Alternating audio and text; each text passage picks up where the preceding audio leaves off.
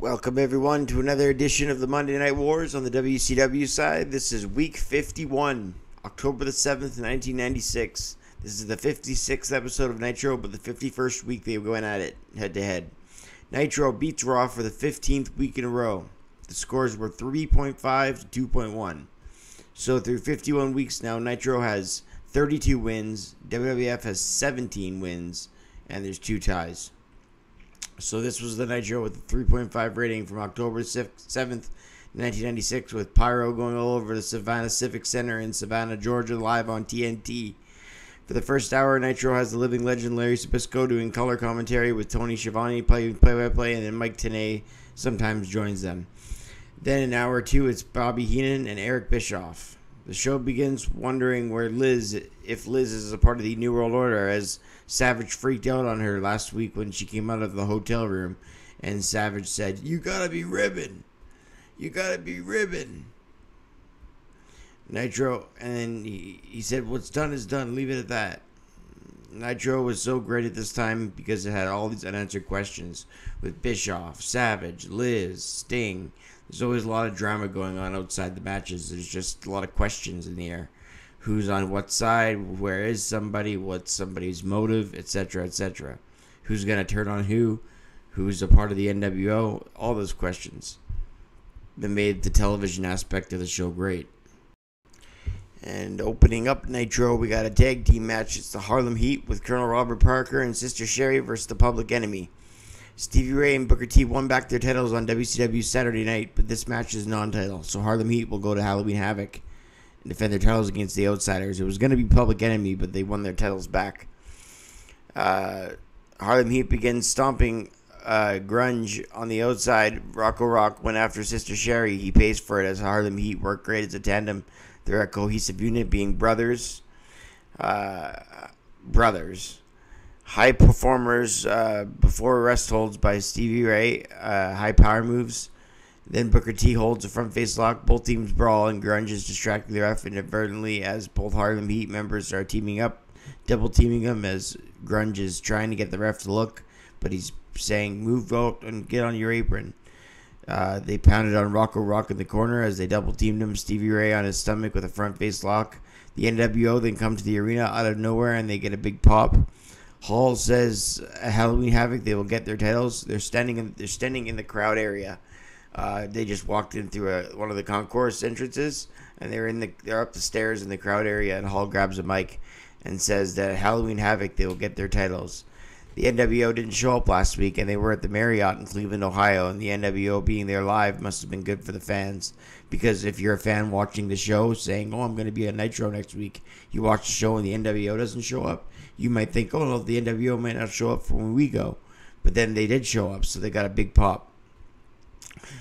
They just sat there on the stairs with a quick promo, and then they would head back to the concourse of the building, and the match resumes. Grunge with a slam to Booker T. Rocco Rock, though, was interfered with by Colonel Robert Parker, who uses a chair, tries to get rid of the Public Enemy. Booker T drives the chair across the knee of Johnny Grunge, and Nick Patrick counts to 3. Harlem Heat retained the titles, even though it was a non-title match, but they retained the titles nonetheless as they're the champions. At 10:14, they win the match. Star in 3/4. Backstage, Jeff Jarrett arrives, says he's got something to say, and Zbyszko wonders, is he a part of the nWo? It's an open-ended question that goes into commercial. DDP takes on Jim Powers with Teddy Long.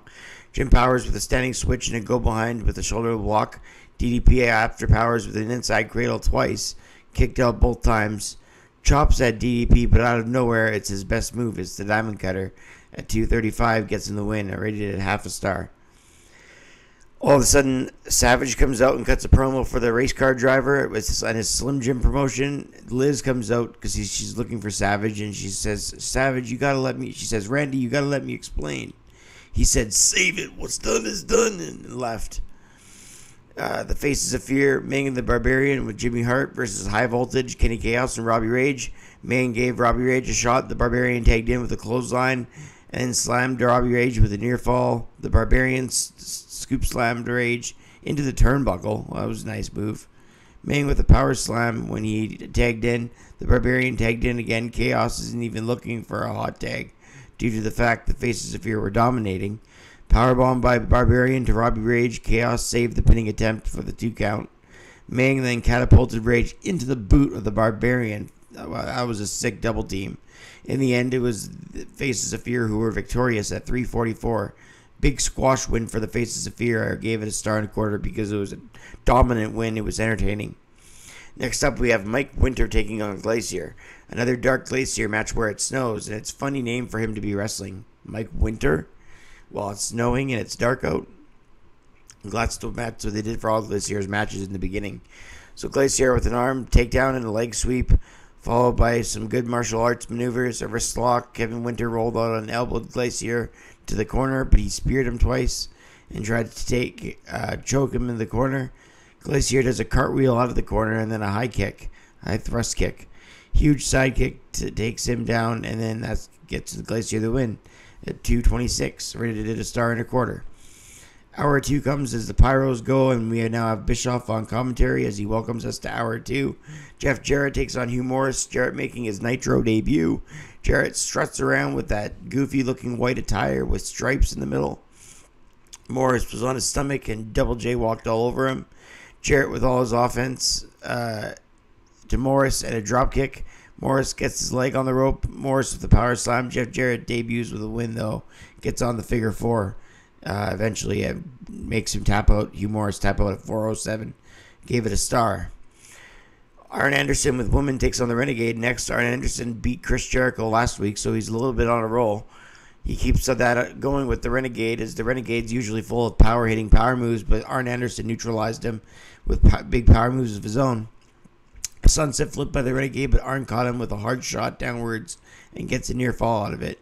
Anderson with an armbar to the Renegade. Renegade hits a hard spine buster, and then Renegade runs into Arn, and he hits a spine buster, and then a DDT, and he goes over the Renegade at 7:07. Star and a quarter. Another win for Arn Anderson. Luger comes down, and he wants double A. Arn and Luger do a stare down as the segment ends, but Luger comes to the ring for his next match with Square David Taylor.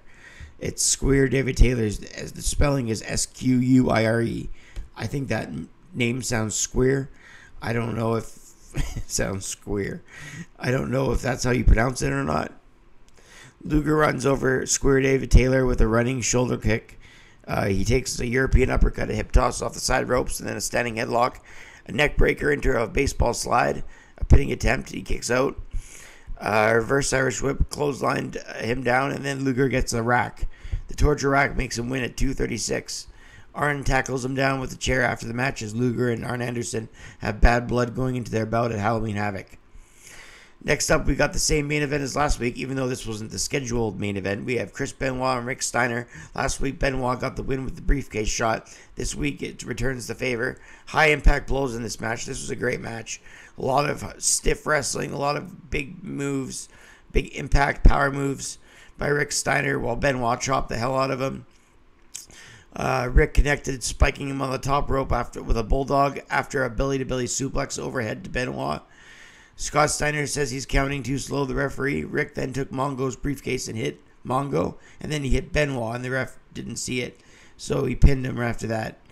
And I rated the match 2 stars and 3/4. Next, there was going to be a scheduled match between Randy Savage and Flair, but Flair got beaten up backstage by the NWO, who comes out of a limo. Giant and Hogan do, while Six and DiBiase and Vincent and everybody took down Ric Flair. Savage then gets attacked by Hogan in the ring. Hogan comes in with a chair, spray paint with the Giant. They spray paint the canvas, NWO rules. They spray paint Savage. And that does it for the match portion of the show. The Giant chokeslams Savage after the match, after the segment, and then Hogan spray paints more. And then all of a sudden they said, "We got to go take the broadcast booth." And they went to the broadcast booth with a monster truck. You have Six and the Giant driving a monster truck, and that's how we go off the air, with the monster truck almost driving into the broadcast booth.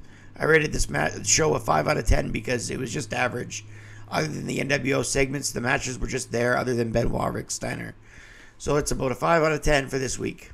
I'm Brad Mix. We'll catch you on the next Nitro review. Thanks for watching, everyone.